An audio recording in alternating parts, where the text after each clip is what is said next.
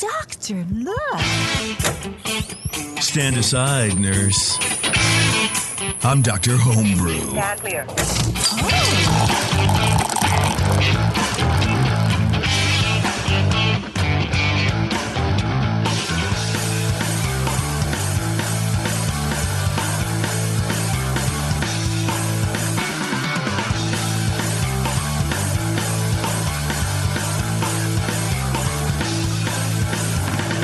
Hey, welcome everybody. This is Dr. Homebrew. We are back for the, I don't know, what is it, the month of, is it November yet? I can't even really tell anymore. It's November. It's time to start growing those, shave and regrow your beard, I guess. Yeah, I suppose. Look, if you have a big beard, you really should clip it for, your mask anyways, because that thing needs to be, tight against your face on the masks here in California. The call came down from the governor that it's mandatory now. So if you're in California, look, you should be wearing your mask anyways. You don't need the government to tell you how to be safe, right? I mean, it's the same thing with seatbelt laws and helmet laws. Everyone's all mad about helmet laws, but, yet we still all have to do it. So let's just, come on. Let's wear a mask out in public so we can get back to the bars, you guys. You know what I'm trying to say? Yeah. I was watching... I think it was actually The Wire. Taryn and I were rewatching The Wire because TV now kind of sucks, and there's some bar scene, and we're both like, man, I kind of miss just hanging out in bars. Actually, no, I'm corrected. It was Married with Children, Season 7, Episode 12, the Christmas episode, where Al gets a job as a mall Santa, and he's hanging on a bar, and it's like, wow, man, that must be really cool to do. But, Well, what I've heard, Jason, is in Benicia, just across the bridge from me, I've heard the bars are open. So if you want to drive out to Benicia, you can probably go sit down and have a drink. No, I'm not doing that. It's like when you're... if you miss it that much, Benicia awaits. Yeah. When you're 17 and you live like 40, 50 miles from the Canadian border, and it's legal for kids to drink up there, and you just go. Or 18, I guess. I think it was 18. Yeah, probably. Anyway. I don't know. Before we get too far into, wearing masks, or I don't know what I'm talking about, I do want to thank 5 Star Chemicals, our very, very good friends and close personal acquaintances over there at 5 Star are helping you make better beer by cleaning and sanitizing. Homebrewing is sort of finding its resurgence now, which is, oddly... ironic, I suppose, because HomebrewCon was canceled. It was all virtual this year, so you don't really get that really tight sense of community like we used to in the past, and hopefully we will in the future. But yet, homebrewing is sort of taking off, as a result of us being sequestered from everybody, if that makes sense, right? You look at homebrewing as a community-based, a community-driven hobby. Excuse me, but... Anyway, so if you're at home and you've just discovered this show, or if you're at home and you've been listening for a long time and you're not using 5 Star Chemicals, you're doing it wrong. I'm just going to tell you that right now. You're not be able to go to homebrew clubs right now, so they won't tell you. I'm going to tell you for you. You're doing it wrong. 5 Star. It's poor form for the apocalypse trying to use anything else, really. That's right. You need your apocalypse skills. Like, you got to get them down right, or they'll drag your ass into the street. 5starchemicals.com. They support us, they support the show, and they support you making good beer at home. It's funny, you mentioned the apocalypse, Brian. I'm playing the new hit video game, The Last of Us Part 2. Ooh. It is. And you were recently playing like games where you invent new pathogens and stuff, and now you're playing just like, let's just get this done with. Mow down the last of them. And it's so good. Man, if you guys, if anybody's out there gaming... I don't know. I know it's on PS4. It might be on Xbox. I don't know. But it is such a good video game. I can't even express to you. It's almost better than the first part. It's just you're twisted, my friend. I don't know that I would agree with you. Did you when I was in college, I would watch people play Doom, and I was just like, what's the point of this? It's so stupid. You're just like, dude, shoot it. The Last of Us Part 2, The Last of Us, the series is you're basically playing a movie. Cool. I know some of the new games. That's what I've heard. Very movie-like. You got to just go online and watch someone play it. It's phenomenal. There's no cutscenes really, or there's cutscenes, but they're sort of like seamless with how with when your character moves. There's no loading screens anymore, really. Right. It's a phenomenal post-apocalyptic scavenger game. It's phenomenal.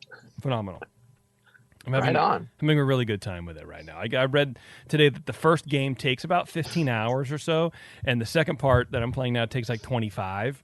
So they've really it took them 6 years to make this game, and I'm having a blast doing it. Although, now that I have Alice and she's been watching me play the other game we were obsessed with, which is Animal Crossing for the Switch.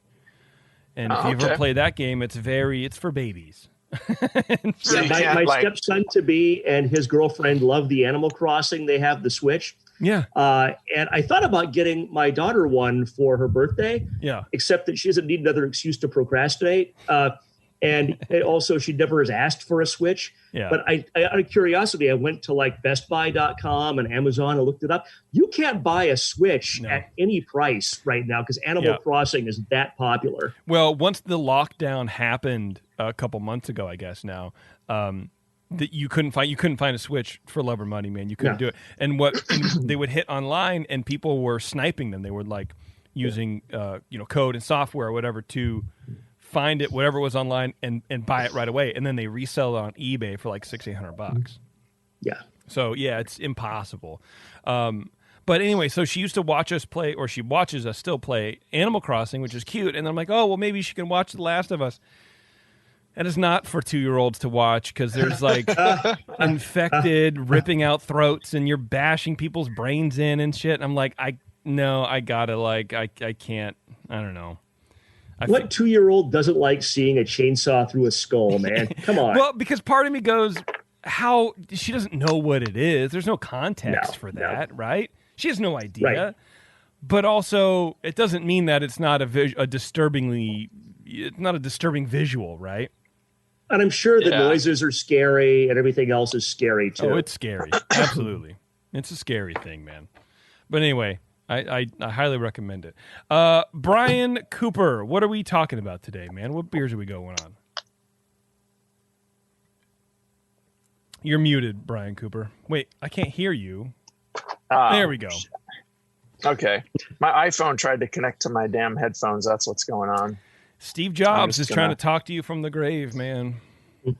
Disconnect. Brian, what if we had one device that could do everything? Brian. Yeah. Brian. Buy Apple stock on June 30th and sell it on July 12th. Can you hear me? Yes. Okay. So we have another show with 3 Brians on it. Oh, I love that. That's what's going on. I love that. Yeah, our friend Brian Mills is Council back. of Bryans. I'm going to call me Brian 1. You're Brian 2. And sorry, Brian M is going to have to be 3. We'll just call him Evil 3. I thought, Jameel might sue us for that. I thought you were going to make Brian Shar Brian 3, just because. Yeah. Sliding further down the Evil totem 3 pole. is here not used to denote any goods or services, and no goods or services are being sold herewith. That's right. That's the legalese there. And then we've got a Hellas from him, and after that we're going to have a discussion about in this age the beer judge certification program and competition organizers have had to make some adjustments.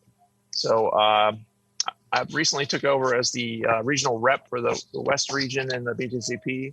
And our past rep, who now gets a break and gets to sip a lot of Mai Tais, is going to join us and talk about kind of the changes, but also creative ways that people can go about it. And, he's organizing a cider exam for late July, I believe it is, down in San Diego. And they're going to make a go of it with distancing and very careful measures in place so they can keep giving this cider exam, which they're in rare supply. And you have to schedule these things, a year in advance or so. So it makes sense. It makes sense if you can do it safely. And the people that participate take the risk. We'll talk about all those things and also competitions. A lot of people that come on our show.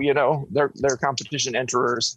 So they might miss that, but there's talk of virtual comps and stuff like that. So Yeah, it's a brave new world, man. And until we get a vaccine, I think it's sort of just going to be this way. So I'm interested to see what Travis has to say about all that. It'll be good. It'll be a good time. That sounds great. And I'm looking forward to this Helles. It's one of the beers that I actually have in front of me because as this show progresses, again, I'm not gonna have these beers. So I'm drinking an 805 right now because you got to get ready. You know what I mean? It's better to have a bottle in front of me than a frontal lobotomy. Yeah, is it though? I don't know. Why don't we do a A/B test? Let's test that out. Brian, one of I've you never had a Brian's, lobotomy, so maybe it's awesome. right? One of you Brian's gets a frontal lobotomy, and then we just compare and see who has a better life. Rock, paper, scissors? Yeah. Okay. Anyway, Rock?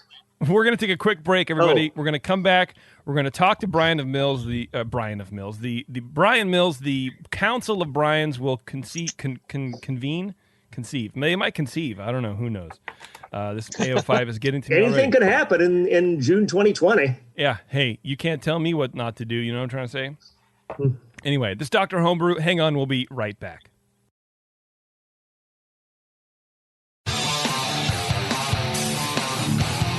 Ma'am, I'll need to take your top off for this examination. Oh, doctor.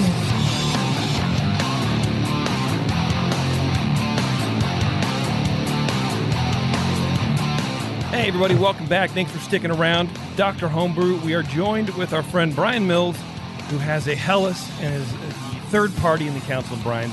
Brian, how are you doing? I'm good. How are you guys? Perfect. Just hanging good, out, man. thanks. Sweating in my studio here. Sunny California. We're still a little light out here. It's probably pitch black where it's you dark are. here. Yeah, but this time of year, it's like light out at 5 a.m, and I'm sitting there like, oh, jeez. Yeah, for sure. It's weird trying to sleep train a kid, right? And then it's suddenly it's still bright outside at 7 o'clock. And you're like, damn. They're up all night. Yeah, it's dinner time. No, it's not. I want to goof around. Like, what are you doing? Yeah, wait until you get to daylight savings time, train your kid, because, oh my God, you wouldn't think an hour would make that much of a difference.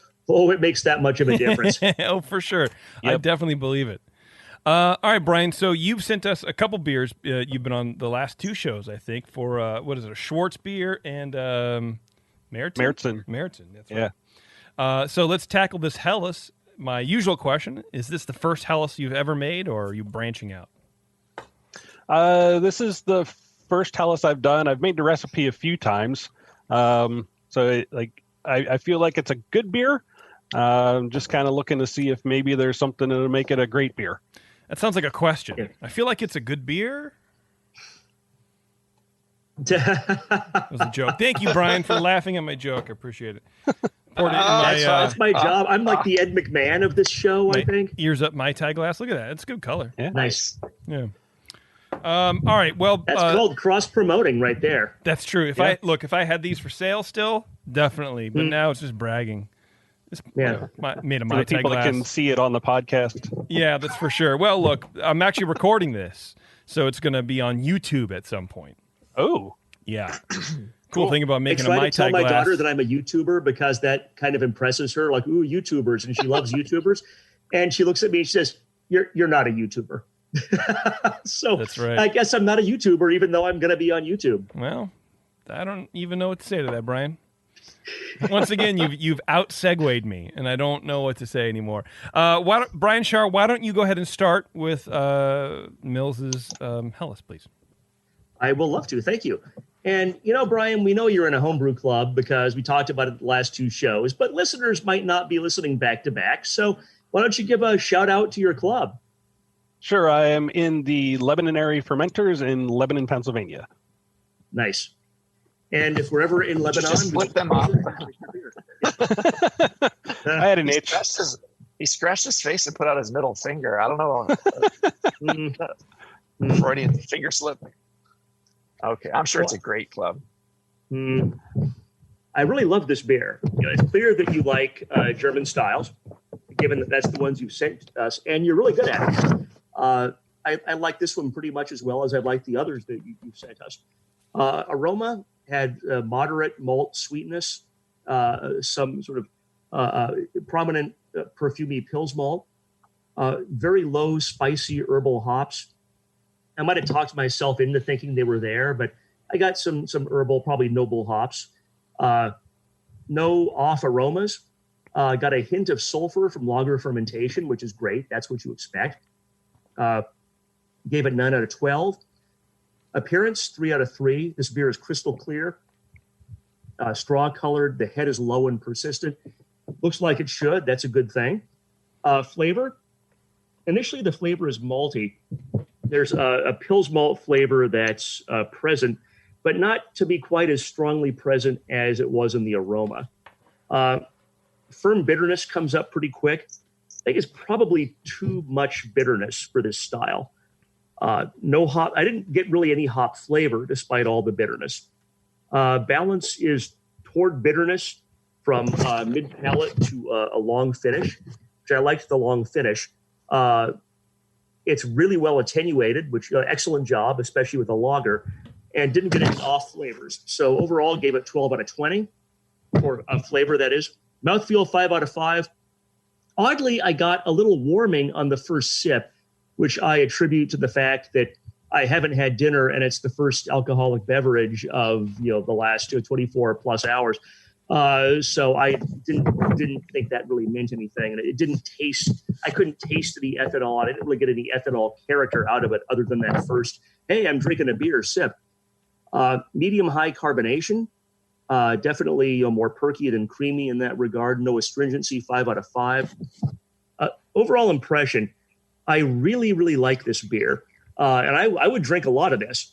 If I came to your homebrew club meeting or was hanging out at your house, I would be drinking you out of your Hellas, except you've already done that. So good for you. There's no technical or process flaws that I could tell. So good job on that.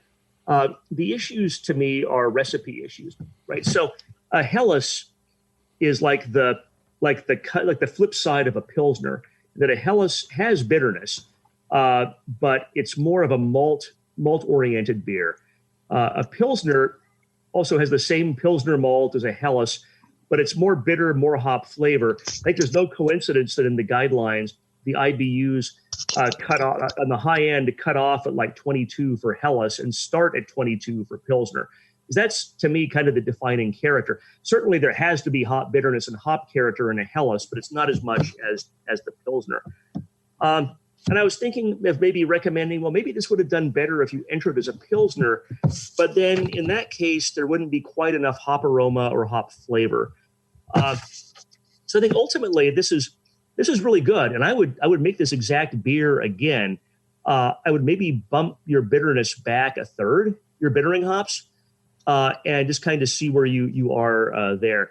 I gave it 7 for overall impression for a total score of 36. That's very good.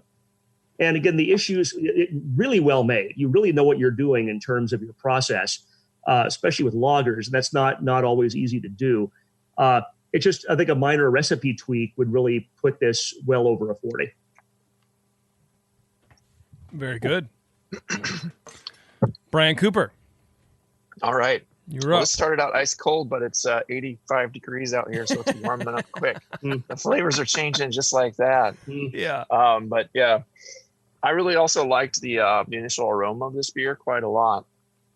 It has a pleasant malt with kind of a lightly grainy, bready sweetness impression. Low floral and herbal hops come through. There is a low sulfur that's appropriate for style. It's clean. There's no huge DMS sticking out or diacetyl, acetaldehyde. Everything's been cleaned up by the lagering that you've done. There's no esters poking through to make it too fruity. So yeah, good there. In the appearance, it was fairly clear, and it's kind of a golden color. It should stop at light gold. I happen to know too, we've had this bottle for a while. So it could have been some age that could have let the color deepen a little bit. I'd like to know if maybe it was a little lighter when you first poured it, but we'll talk about that. Had a low whitish head that fell after a little while, mostly fine bubbles. But yeah, just seemed to, on the dark end at least, if not a little dark for style. Usually the Hellas's are more kind of yellow gold. But that's a fine point. I dropped it to a 2 on appearance. Flavor wise, it's again, I do agree that initial attack is a pretty rich maltiness. It's lightly sweet in there too, but not overpowering. There's toast and light grainy bread crusts, some nice malt flavors. It seems like you used good ingredients and they're shining through. Medium low bitterness, I thought, with a semi-dry finish, balanced slightly to the malt. You probably get away with a little more hop in there. What I got though, then I had a little belch pop out, and I got what I thought seemed like a hint of a phenolic spice, and it came up in the belch. I'm not tasting it in the flavor. It's just like this little, and then it's like, that's like spicy. Okay. But I did just have some Mexican food too. So shouldn't be judging after Mexican food. It's the poor form. So it doesn't seem like the beer's oxidized or anything, but it is a bit kind of dulled. I think possibly from the age that I know it. We've had it for a while. This was shipped pre-COVID era in our world here, and then we had to sort some things out and figure out how to get beers from JP and all that. And we did, but it just took a while. So hand partly delivered. our fault there. So yeah, but no huge issues. It seems cleanly lagered. And then mouthfeel, I also get a little bit of warmth, Brian, and it's a little distracting for me. Not too heavy, but just a little pop of that warms down the throat a little bit. Yeah, I just got a little bit of warmth in the last sip. Like maybe there's a little more. Maybe this is more alcoholic than initially we had thought. Mm-hmm. Yeah, or it could. Yeah, I mean, it could be higher alcohols, or maybe a little bit of a bite if there is like a phenol or a chlorophenol or something just backgroundy that it's attacking the throat a little bit. And I'm still trying to make my mind up on that. What do you want to say, Jim? Well, I feel like we wouldn't notice if it was like this. Feels already body temperature to me. That's true. Because it's so fucking hot. 85 here. Yeah. And so I feel like if this was poured at a bar, it would, and it wasn't so hot that I don't know. I feel like we're almost doing Brian a disservice. Like if this was a real judging table, I don't know. You see what I'm saying? Would temperature be that big of a factor? Could some of these flaws that we're seeing be pointed out if this was 20 degrees cooler? True. Yeah, good point. I don't know. It does definitely affect your impression. I started drinking the beer when it was pretty cold, so I just brought it out of my fridge because I knew it was going to warm up fast. So I did get an impression of it while it was still pretty cool, like a good judging temperature. So, but yeah, overall it's there's no real astringency. It's otherwise it's nice. But overall, the heat's a little noticeable, but the color's a little dark, which could be attributed to age. I think that part of the, this beer has it's kind of a semi-dry finish, and then in the mouthfeel it's kind of crisp. It expresses itself as kind of not Pils-like because it's not really hoppy. It's very malt balanced, but it's got a little bit of a kind of a roughness to it, which should be smoother. And I think it might be a mineral balance thing. And I wonder what's what you do with your water treatment. I really like to talk about your water. Are you using water with a high sulfate content? Are you building your water up from something? And what's your chloride to sulfate ratio? I would say maybe bring up the chlorides if it's high in the other, and back out the other. You can blend the water down with some RO or some distilled water. But it's pretty good. What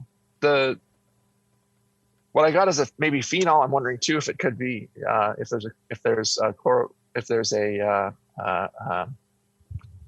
chlorine in your water or chloramines.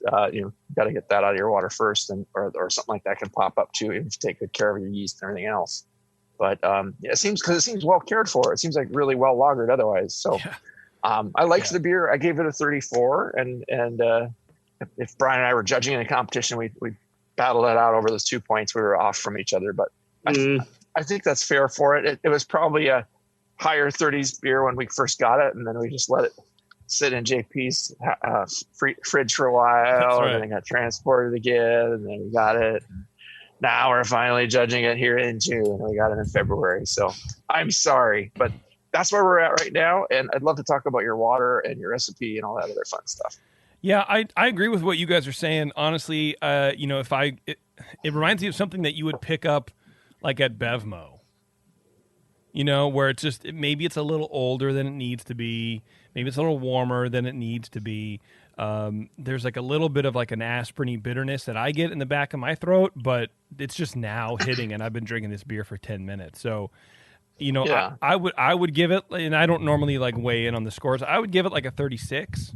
I think it's very good. That Pilsner malt flavor and the aroma and the flavor are both very, very good. And for however old this beer is and for what it's been through, the fact that those two qualities can sort of maintain and overcome everything else, I think you're getting really good ingredients, and I think you're handling them really well. So I just wanted to interject. Well. Mills, why don't you go ahead and take us through your recipe, and then we can kind of jibber jabber about your beer. Sure. First of all, it's good to hear that at least my bottling technique holds up. It's good carbonation, man. Thank you. Let's flip back to the right page. So this one is a 5% Helles. It starts out at 1046, finishes at about 1008. It is 94% Pilsner and 6% Carahel. There is bittering hops is Magnum for about 9 IBUs. That goes in at 60 minutes. And then at 30 minutes, there's about 12 IBUs of Hallertau Middle Fruit.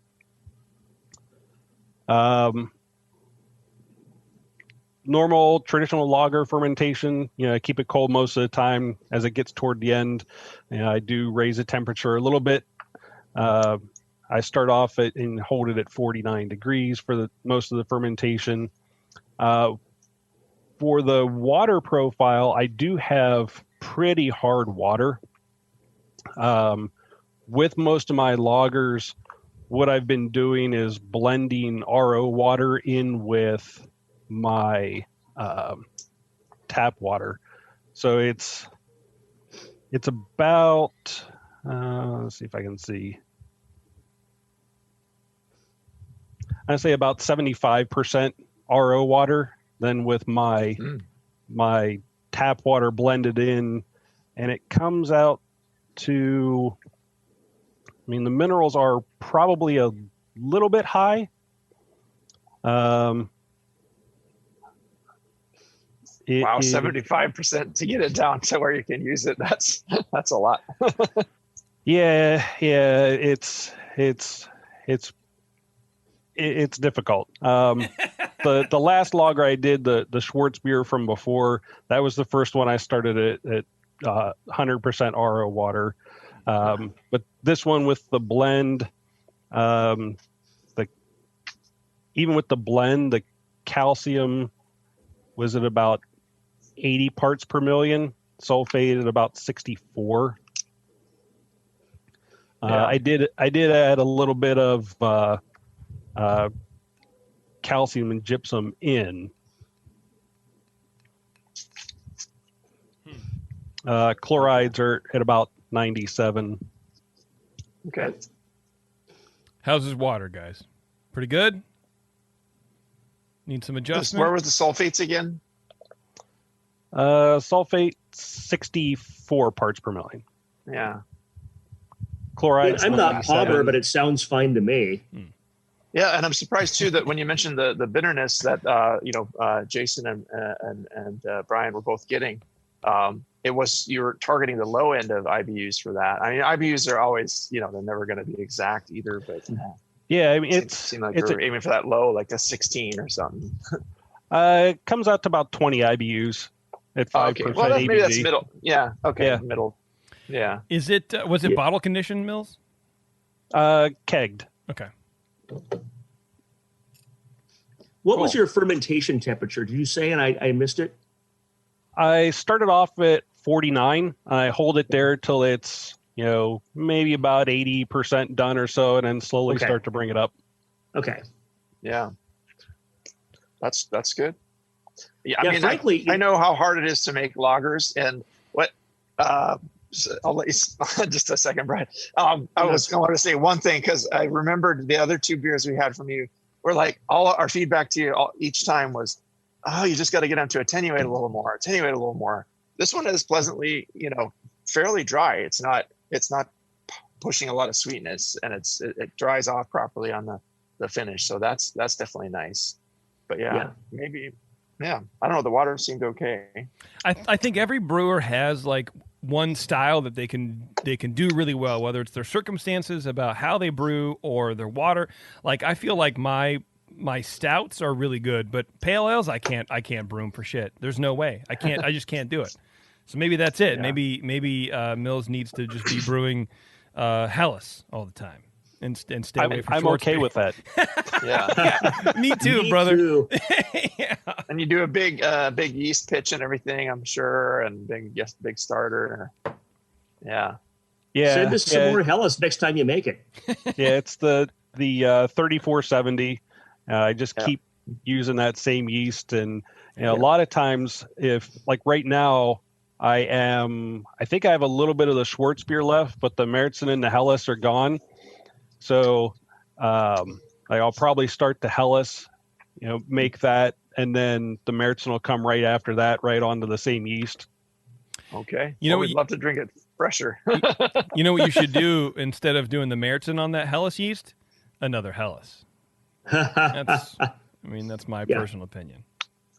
I love experimenting with yeast, and I love trying like a lot of different yeasts.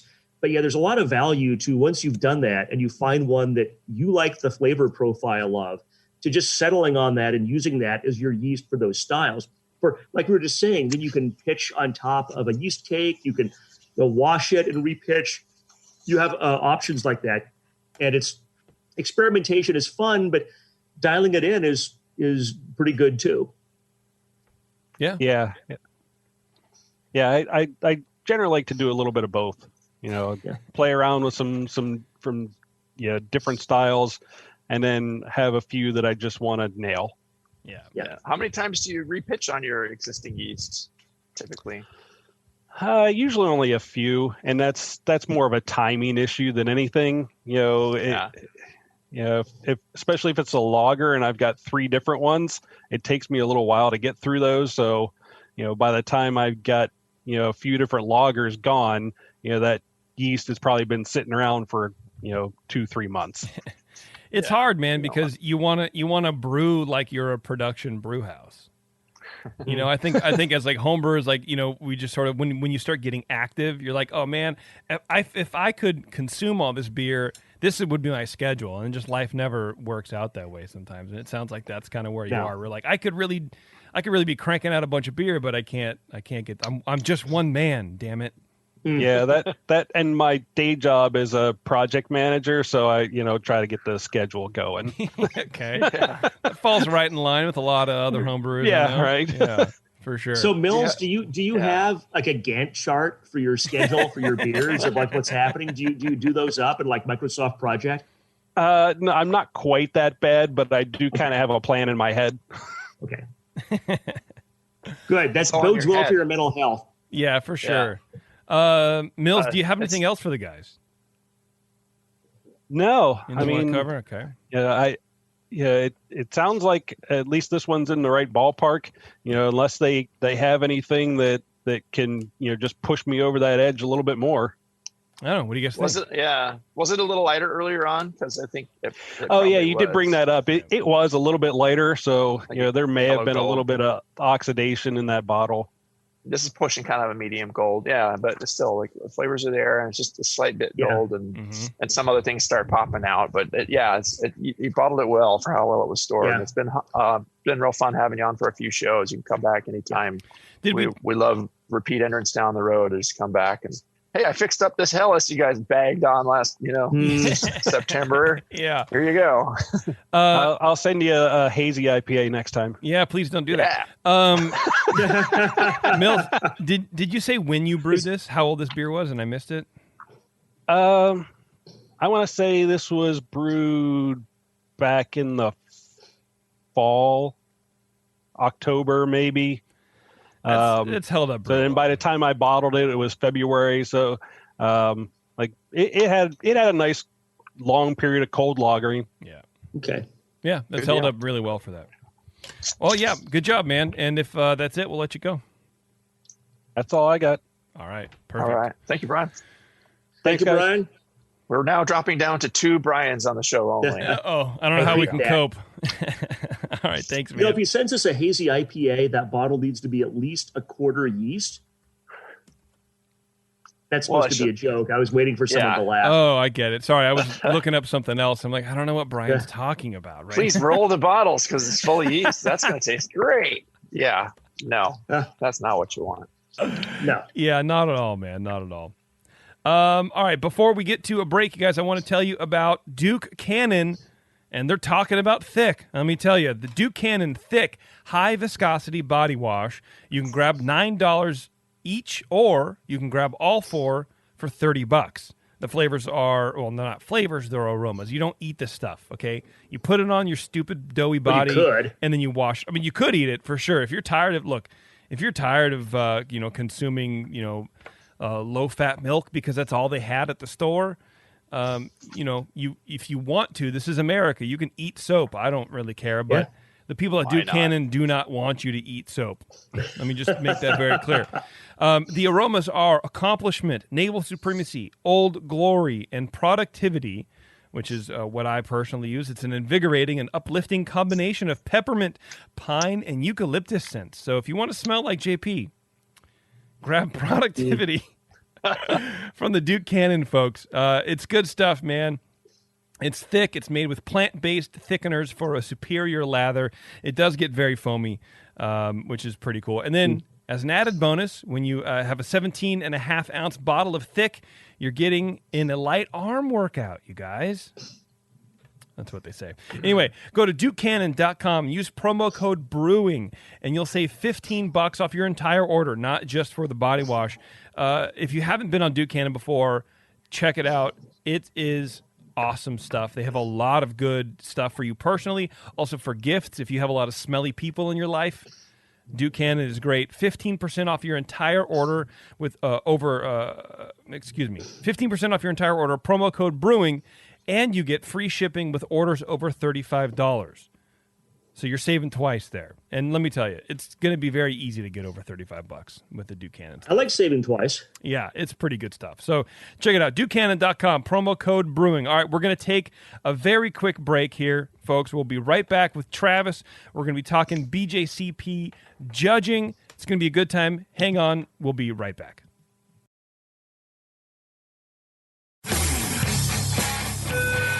Dr. Homebrew, please report to the ER for code blue. Dr. Homebrew to the ER, please. Oh, and your tea time has been moved to 2:30. All right, thanks for hanging out, everybody. We have Travis here on the line, but before we get to talking about what happens post-COVID in the judging scene, I do want to remind you that your pubic area probably needs to be trimmed. And I'm sorry, I should have sugarcoated it, but now is not the time. We're trying to be direct right now. You got to go to manscaped.com and grab yourself the Lawnmower 3.0. It is much better than the 2.0. And if you have the 2.0 or have used it before, it's an easy transition to the 3.0 because it's the same replacement blade with a new and improved skin-safe technology. So they've taken the not cutting and killing yourself option and improved it, which is pretty cool. It also has an LED light which illuminates grooming areas for a closer and more precise trim. The motor is 7,000 RPM. Which it goes very, very fast. It cuts very, very fast. It's a lot of RPMs. It's a lot of RPMs, and it's very quiet. In fact, it's called Quiet Stroke technology, which is trademarked. So you can't take that. And I like the name. It's pretty cool. And the charging stand. It has a neat little charging stand, so it fits right in with all your other personal and grooming products. You don't have to hide it underneath a sink or whatever with all your other illicit grooming gear. So check it out. Go to manscaped.com. Get 20% off plus free shipping if you use the promo code BREWING at checkout. It's manscaped.com. 20% off, free shipping. There's a comma in there. 20% off, comma, free shipping. So check that out. Travis, welcome back, man. How are you? Good. How are you guys tonight? Not too bad. Just sweating. What are you sipping over there? Down. At the moment, a little bit of moose drool. Went old school. Oh, there you go. Nice. Hell yeah, man. Classic. So, Travis, you are here to talk to us a little bit about sort of how the BJCP is reacting to the COVID-19 pandemic, because we can't just be, sitting home and not sort of, the judges anyways, preparing our palates and keeping up with training and processes, and also getting new judges into the system. The second part of that, I think, is also keep having competition so homebrewers can still be active in the hobby and be learning and brewing more beer at home. So the BJCP, I know, is sort of tackling that and how to address that, like many businesses are, right? So if you want to just keep us up to date a little bit about how the BJCP is addressing the COVID pandemic and what we can do at home to sort of help that out. Sure. If I can first just briefly introduce Travis. He is my predecessor. I am the current regional rep for the West region in the BJCP. He has been our fearless leader. I was an assistant rep for the last 3 years, and he was the rep for 3 additional years before that, for a total of 6 years, leading all our judges out here on the West Coast. He's done a great job, and he deserves a nice, happy, fun retirement with lots of beer and Mai Tais. So with that. Thanks. Yeah, and I should preface all my comments by I'm not speaking on behalf of the BJCP officially. I can tell you what I've seen. BJCP is recommending everybody follow their state, local, federal guidelines, whatever those may be. Sure. And of course, also, competition organizers or exam administrators should use their own judgment, given their local conditions. So all those disclaimers aside, I'm not an epidemiologist. I'm a geological engineer. But what I've seen was, as we went into the lockdown, we got caught. The National Homebrew competition, all the beers had been received, but nobody had judged any yet. So as the lockdown proceeded, it felt like a crime that these things were going unjudged. And I know a lot of different places have come up with some new approaches to enable judging from distance. I've seen Zoom judging happening up there in the Bay Area. I know you guys plowed through a lot of those entries, gave a lot of feedback to people. And now people are really starting to look to the future. I just got an email today from the Mazer Cup, the big mead competition in Colorado, that they've rescheduled for the end of September, and they think they figured out some judging techniques by spreading things out over a longer period of time. Instead of 2 days, they're going to spread it over 4, and keeping people distanced, having more open venues where it's not enclosed spaces, taking typical precautions when handling entries, that type of thing, trying to make sure that we're not touching the same surfaces or disinfecting in between. I mean, I think it's a lot of common sense type stuff, but anyway, I think I was surprised. I wrote a little article about an exam we're going to put on next month. And then in the BJCP newsletter last month or this month, there was 3 articles from different people on various judging approaches, So I think it's something that people are starting to think about how to do safely. And hopefully we'll figure this out. Yeah, hopefully, for sure. I recently, speaking about those, the clubs down in San Diego and up here in the Bay Area that have kept the judging going, we found out the day we were doing our first prelim sessions for NHC in March that the competition was off, and we're just looking at each other like, well, what do we do now? We're like, let's just judge these entries. We're sitting here. Okay, well, we wanted the brewers to get some feedback, so at least do this motion. And then, the Doze Club up here that's organized in the San Francisco region, they carried that forward, and they started on some of the smaller categories where they had 2 bottles of each with manageable flight sizes. They went through and did some Zoom judging. And then they also did they started doing some in-person distance judging with some real safe procedures in place. And I just the other weekend got to finish, we took a big table of them from Doe's and helped them finish out one of the last 3 or 4 tables they had. They just finished it over just before HomebrewCon. And so we did this. Of course, it was down to the strong ones. We got strong Belgians, and we had to do, like 4 flights of those with some other people that helped us. And we just stayed 6 feet apart. And my buddy had some. It's basically this. It's the stuff that they put in those wipes. They like to spray the bottles down with it. I don't know what it's called, like quaternary ammonia or something. Like sprayed it down and wiped the bottles down. There was no. Just really careful with clean towels and careful pouring. And every beer had too just boozy of an aroma notes. I felt pretty safe. I was, 6 feet removed from anybody else judging with me, and we were all right. So yeah. But it's probably hard to remember to stay distanced after having some Belgian dark strong. Right. Yeah, we did some other nice beers after that. Our host John cracked some good stuff. But yeah, Travis has some really good tips for what you're planning to do for your exam, Sure. and I'd love to hear some of the specifics on that. Yeah, Yeah, yeah. I mean, specifically, I think this probably could apply to, competitions as well. But I think it all starts with the planning stages, letting everybody involved know that, hey, we're going to try to make a go at this, but things may be different than what you're used to. That goes to both judges as well as entrants. Capping entries, fewer entries, that type of thing. But I broke down in my article the into like planning for an exam or a competition, the day of, some details there, and then kind of follow up afterwards, and not too much follow up really. But the main thing I think was picking a suitable venue. I think in years past, competitions have crowded people into conference rooms and things, and judges are very close, and there's a lot of loud chatter at close quarters. Well, I think the CDC has recently revised some of their expectations. They're not so concerned about surface contact and things like that, unless somebody just sneezed on the surface. But nobody will quite give out some guidelines as to how long will this virus live on a beer bottle. So the data is just not there for that. So we're, taking an overabundance of caution, which for me came from, a lot of people said, the things I put in the article were overkill. This is a lot of extra stuff to go through to, for this concern. But my issue was with one of the people taking the exam with me had been through multiple cases of asthma in their past.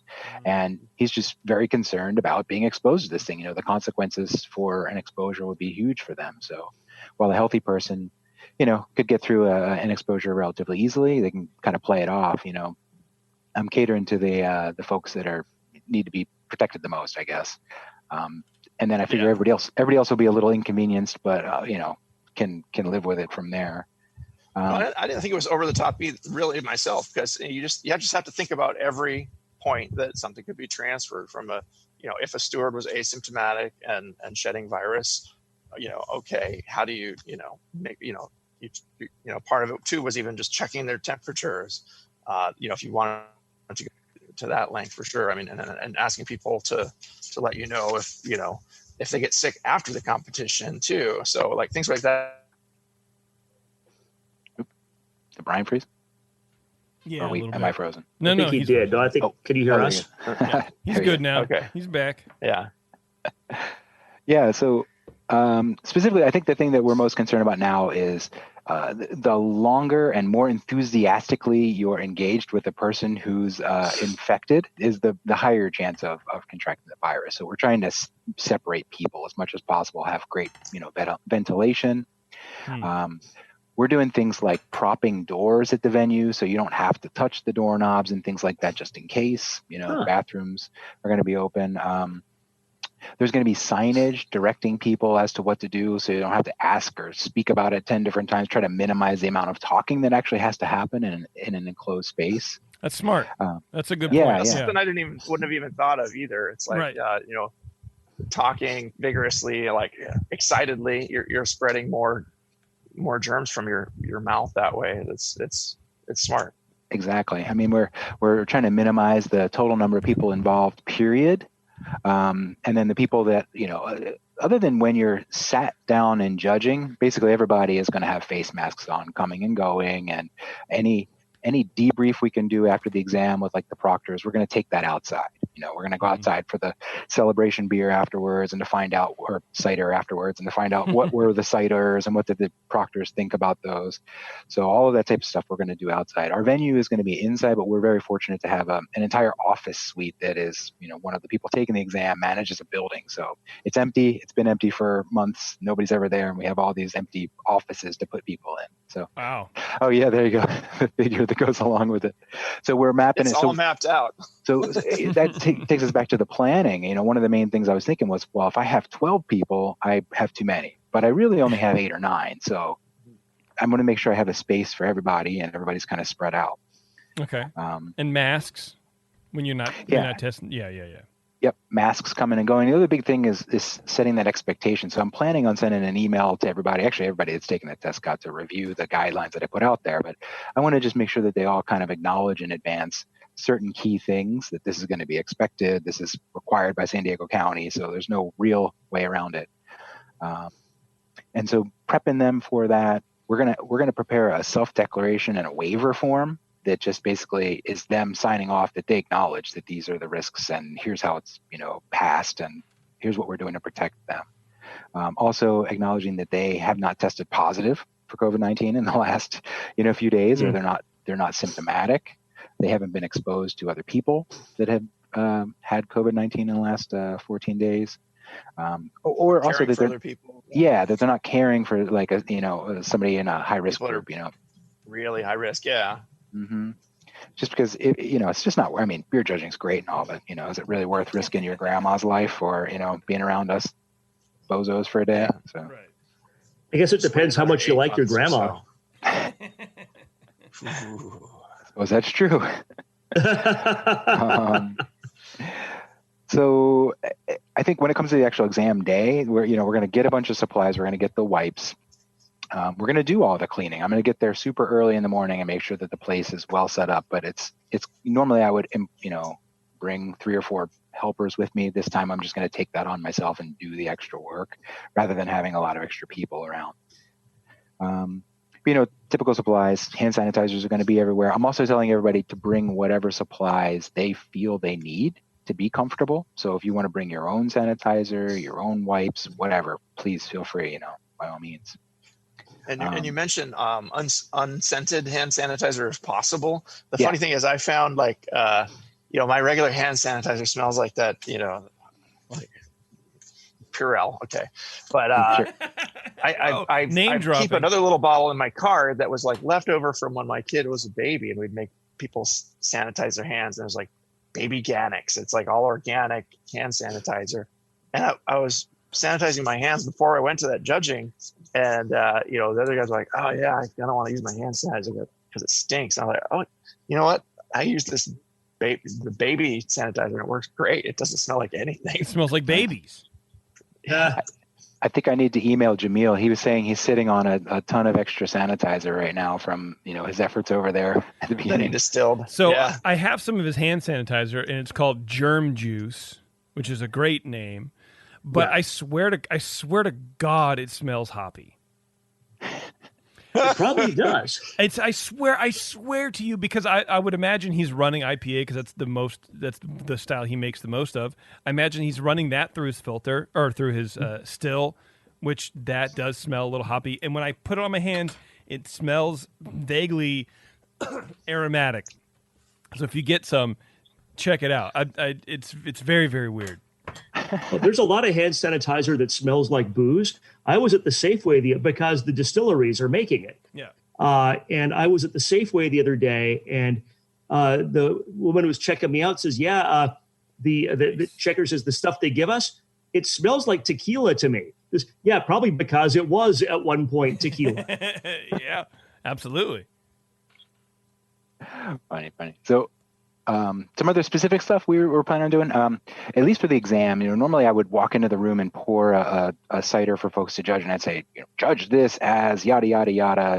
This is a New World cider with, Newton Pippin apples and Macintosh, and it's petulant and it's semi-sweet. And so in order to minimize that type of discussion, especially since everybody's going to be in essentially a different room, I'm just simply making labels for the cups. So I'm going to hand them, I'm actually going to place the cup down 6 feet away from them. They can come grab the cup. So that's another logistical thing we're doing for the exam. Not really sure how that would work for competitions. And then all the bottles and everything is basically in quarantine for some minimum period of time ahead of time. So, it's not going to be touched by any human hands without gloves on, for probably a week ahead of time. So we'll have everything laid out.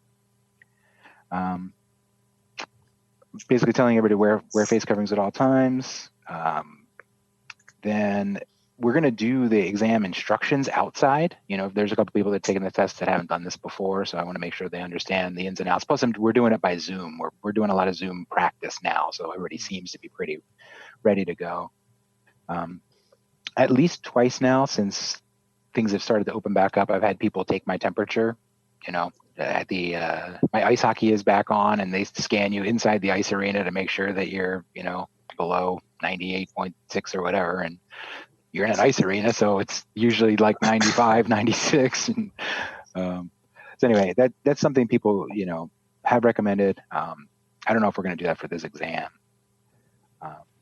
Yeah, taking the temperature externally is hard. I'm reading sort of a little bit about that, and it's kind of an inaccurate way because your environment can determine what your skin reads, and the best way is internal. But of course, you're not going to have everybody, unless you give everyone like a rectal thermometer. That's the best. That's the best that we have. So as long as obviously that's not the only precaution that you guys are taking, which I really appreciate. Being a scared, paranoid, anxiety-ridden young man. I see footage of people going to hotels and they just get a quick body scan. Nope, no fever. I don't have COVID. And it's that's not what that means. That's not what that means, man. My temperature's 73. I'm fine. Call a doctor. Yeah, someone was taking temperature of like external temperature, and it was 92. And it's no, that's not, no. And they get let in. That person's dead. I don't know what you're doing. Yeah, they're dropping off. So I think what you're going to see is people are going to probably, with competitions and stuff moving forward, at least, some of the competitions we're running here, we're actually running a quaff quarantine cup. And so we've limited it to 50 entries because we know how many judges we can fit at the venue. And we're just going to have to do that, to be able to get it done in a reasonable amount of time. And it's going to take more bottles entered. So we're going to give each judge their own bottle, and they're going to, for the first round, and then needs to be another bottle for the mini best of show, or however many bottles you need in order to work out your judging protocol. But I'd expect people are going to have to enter. It used to be you could enter with one bottle or maybe 2, 3 for whatever first round NHC, but nowadays you could probably expect 3 and up for most competitions, I'm guessing. Yeah. Well, and for your quarantine cup, they'll probably enter their best beers. And the judging will be a joy because you're not jam-packed in there next to a bunch of sweaty judges, packed onto a long table and 100 degrees in there. It's going to be pleasant. Well, is that one outdoors too? Is that at the same venue as I saw the picture of your judging earlier, or is it a different place? It's going to be in sort of multiple places, that one. So they got groups going here to be in order to be spread out on patios. Since most of the places are open again now, we used to have breweries that were essentially closed, and so we were using their patio spaces and stuff, but now those places are open again. So this one's going to be spread out over a couple of different venues. One is that office, one's an outdoor space. So. Cool. Yeah. Well, good luck with that. I hope it goes well, and I'm sure you can keep it safe. Yeah. That's cool. I do like every judge getting their bottles because I imagine they would be paired off, and so maybe they could judge on Zoom if they get their bottles beforehand. Yeah. Right? Yeah, you could do it totally distanced, totally separate. That's great. I don't think like what you were saying, Cooper, you don't need to be jam-packed into a room with everybody. It just sort of makes sense to cram everybody in, and then you get free, stale bagels. So there's that. They're free, though. That's true. They are free. I like it. I mean, that sounds, honestly, to be honest with you, that sounds safer than, the plan for, Disneyland opening. which just got pushed back, by the way, today. They were going to open July 17th or 18th, and now they're not. So that I think you're handling it the right way, Travis. Appreciate it. Yeah. Cool. Yeah. Well, hey man, we'll let you go. I don't want to keep it for too long. Thanks for coming on and tell us about that. It's I think it's important stuff, and as like I was saying, as we move forward, we're going to have to figure out ways to sort of regain some sort of normalcy. And it's just figuring out the best way to do that and keep everybody safe. It's a lot of these people. It's time to do things normal again, but I don't want to wear a mask. Those things are at opposites of each other. You can't do that right now. So we have to work together here to keep everybody safe. So. Right on. Yeah, Anyway, and if you want to read any of the points that Travis made, any of the ideas, you can go on dev.bjcp.org and go under the communications and find the news there, and it's in that area, news or updates or something. Yeah, Newsletters. And I've got a bulletin too. If you go to newsletters, for my update this quarter. Of course, I thank Travis profusely for his service and for showing me the ropes a little bit. But there's also a picture of them doing an in-club competition down there in one of those, brew pubs or whatever that was closed in kind of a semi-outdoor space, and everybody's distanced, and it looks real safe. And I would trust the judge in a competition that they're running down there. So nice. Do well with it, and cheers, brother. Yeah. Cheers, guys. Thanks, Travis. Later, man. Thank you. All right, we're going to take a quick break. We're going to come back. We're going to wrap things up. This is Dr. Homebrew. Don't leave. We'll get to hear us soon in just a second. Dr. Homebrew, please report to the ER for code blue. Dr. Homebrew to the ER, please. Oh, and your tea time has been moved to 2:30. Now back to Dr. Homebrew. Hey, everybody. Thanks for sticking around. We're going to wrap things up here on Dr. Homebrew. I still have a little bit of the Hellas left from Mills. It's pretty Hellas, good. yeah. Yeah, and it's So know do what? I. It's crazy, man. There is oxidation in that beer, but you sort of have to get through the good parts of it for an old ass beer. I don't know. It was really good, man. It's one of those rare homebrews that sort of have a few flaws that should sort of take down the positives, right? The oxidation shouldn't allow that much sort of perfumey malt to come through. And It's like when you go to the grocery store and you buy a 6-pack of something, you bring it home, and you're like, look at the date on the bottom. Oh crap! It's a month past its due date. And then you drink it, and it's like, well, that's actually held up pretty well. This is drinkable. This is very drinkable. Yeah. So yeah, that's sort of what I mean. Like, if I had purchased this at like Bevmo, I would be like, this is still a good beer considering what's going on with it. Yeah. There's a lot of beers that aren't that way. You're like, oh, you can tell it just wasn't made good, not that it didn't hold up. Anyway, and then big thanks to Travis for coming on and telling us a little bit about, I think, what we can see more in competitions across the country with BJCP, not just in his exam that he's running in San Diego or any judging or whatever that he's doing. But it just sounds like this is sort of the way forward, at least for now. So people have been forced to be creative, and you have to find ways to keep doing some of the normal things you've been doing, but in a smart way, and keeping everybody safe around you as much as you can. Absolutely. Realizing the risk, but hey, we can still do something here. Yeah.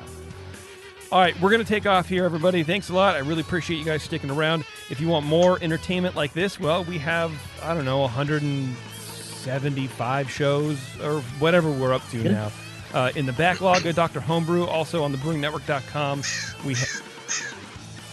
The crows are coming, man. Sorry. It's all right. I can't. I'll get my pellet gun. Yeah, please do. We have the session. We have all sorts of fun stuff. Brew Strong. I know when this is released, there's a new episode of Brew Strong, which is homebrewing for competition, so it kind of comes right in, dovetails nicely into this conversation. Anyway, thanks a lot, everybody, and until next time, wear your mask. And email Brian at thebrewingnetwork.com if you want to send us beer. Yes, do that too. Please do. Okay. We're looking for a few good beers. Bye-bye. Cheers.